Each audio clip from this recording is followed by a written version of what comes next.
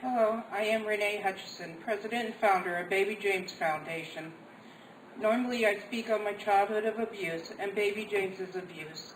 While I am attending to do just this, I am going to go through it in a different angle in hopes of getting a very important message. As a survivor, it never goes away. I met James's father when he was with James's mother, who is bipolar and schizophrenic. I was married then to an abusive man who was as well an alcoholic. Eric and I turned to each other for support, and both of us knowing what each other was going through. We became best of friends and turned to each other for support. Eric's ex, Laura, gave birth on May 12, 2006, to the most beautiful little boy. He was named James Michael Hutchinson. I remember the day as it was the day he came home like it was yesterday. It was on Mother's Day, and Eric ran out to get his son to show off his bundle of joy. However, from that day, Laura wouldn't care for her child. Her activities went on with things happening that even Eric didn't know, including leaving James in a parking lot in a car unattended while getting a medical evaluation. When Eric decided to leave her because he just couldn't take anymore, him and I had already fallen in love. He came to me, asking me to watch over his son. That very night, she was seen getting into the car with no James. She came back not long later, packing James, things, and dropping him off to me. Later that night, she would call the police, claiming that James had 104 temperature and that I was refusing to care for him. All untrue, and the officer seen that James had no 104 temperature. She then called, claiming the same thing. This time 2 officers, an ambulance, and a firefighter.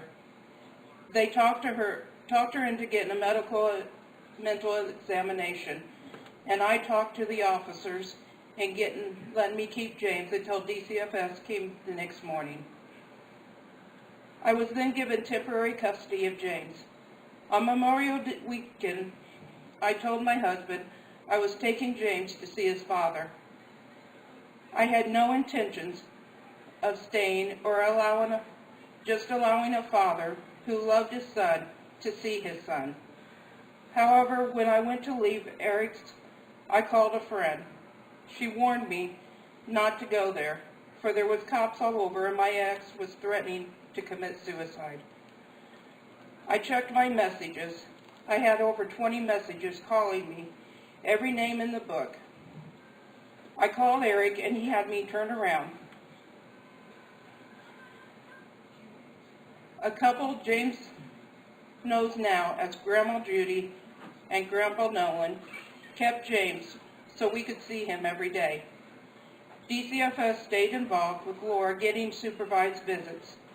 However, during this course, her behavior did not change. In fact, there was one time she shook James in front of the caseworker. The caseworker stopped the visit and rescheduled a new one.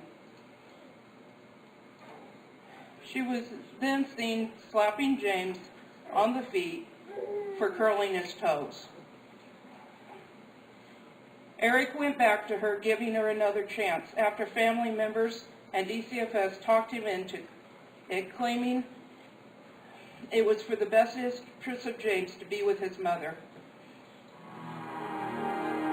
He was with her for a month when she tried drowning James. Luckily, Eric's grandmother was there to hear her scream. Laura claiming he slipped, but his face was down. Eric and I worked on our relationship, eventually getting our own place with the help of Judy and Nolan. Eric and I got an order of protection against Laura for the protection of James. Laura would then violate the order of protection, going to the prison and violating probation for another case. Eric and I became married on March 17, 2007. We continued fighting for me to adopt James for the 3 years. Over these 3 years, she would again violate the order of protection, landing in prison again. It was then we would serve her in prison, not knowing that she was again pregnant. The day she was served, she delivered another baby boy in the toilet in prison. They took that son, and he was adopted out. She agreed for me to adopt James, and on July 30th, 2009, his name became James Michael Nolan Hutchinson. It didn't end with her, however. Again, she would violate the order of protection. Because of a flaw in the state's attorney of Shelby County, would then only give her 7 days with a year's probation. We then, this past September, moved to LaSalle County with Eric's mother and his stepdad till we could get a place on our own. We had several problems over this course, including emotional abuse to us from his stepfather. This would lead to a time and a situation I would like to stress to all of you that is very important. However, I feel I need to touch on my life as a child. I was born in a small town in southern Illinois. My father was alcoholic, drug user, as well as very physically abusive. I witnessed many times my mother being beat enough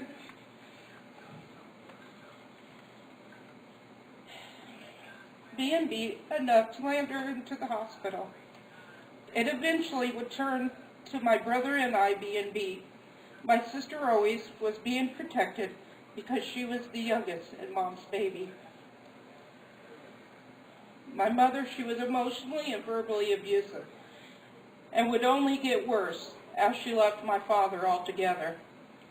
I was molested by an uncle, my father's brother, up till I was in the 3rd grade, and that is when we moved away from him. My parents both knew, and neither did nothing. Even with one point, them actually seeing it happen. My grandfather followed me on more than one occasion, with me being known as a grandpa's girl. I was always a shy little girl and kept to myself, thinking my life was a normal life.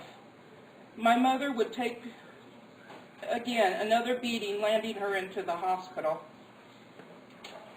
That is when my grandparents, her parents, would come giving her a choice of going with them or they were taking us children from her altogether.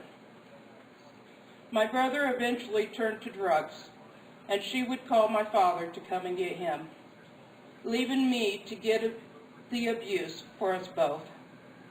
I would marry for the first time when I was 18, just graduating from high school. I had 2 children and a stillborn child over the course of that marriage. Not being able to accept a loving family he came from, I would leave with my children after 12 years of marriage. I then met a man online and married him, the same man that was abusive to me when I met Eric. I never realized that my childhood was wrong. Living with abuse of my second husband seemed like a natural part of my life, till I started counseling about the time of meeting Eric.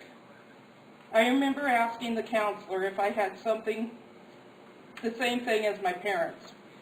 She would then respond, "No, in fact, them and your uncle caused this."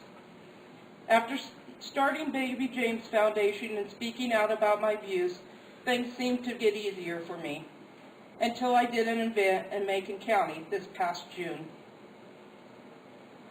That was close to where a lot of the abuse had happened through my childhood.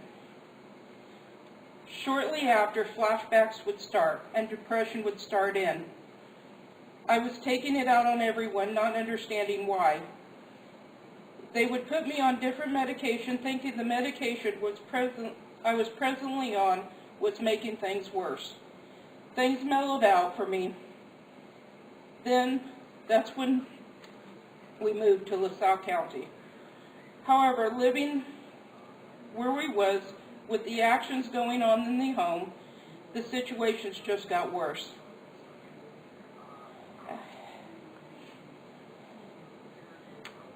And also playing a toll on Eric's and my marriage. We finally got to a place of our own, however, and the depression again settling in. It would lead to Eric and I getting into a huge fight and him threatening to take James. When this happened, I stopped for the first time. and did something that I never thought I would. I tried taking my life and overdosing. Sadly, James was home. I, to this day, am ashamed of myself for doing this not only to me, but to the little boy, my pride and joy. The little boy that had already been through enough. I have since found out it wasn't Eric that made me stop. It wasn't him that made me snap, but the buildup of my past. The flashbacks, and only more, once again allowing verbal abuse from another person. I will never get to that point in my life again to let myself not only harm myself, but to let someone else harm me. I am learning not to let the past control my life, to not let others abuse me, even if it means cutting all ties. What was odd in this whole situation, the first person I called was my mom. Why, you ask? Well, no matter what they do to you, even as a survivor, you long for your mommy and daddy. Sure, she talked to me, but never once had she called me. Never once has she kept in contact. Through all those conversations, it was all about what I did wrong, never what I have done right. I guess part of me wanted to hear from her for once that she did this to her little girl. I came to realize I can't change them. I can't change her, but I can work on the change for myself. I had thought about not having this event because I had felt so guilty for what I did. However, if I don't face the abusers head on, then who will for these children? I wanted to show all of you that for us as survivors, it never goes away. We never get over the abuse. We just learn to live with it.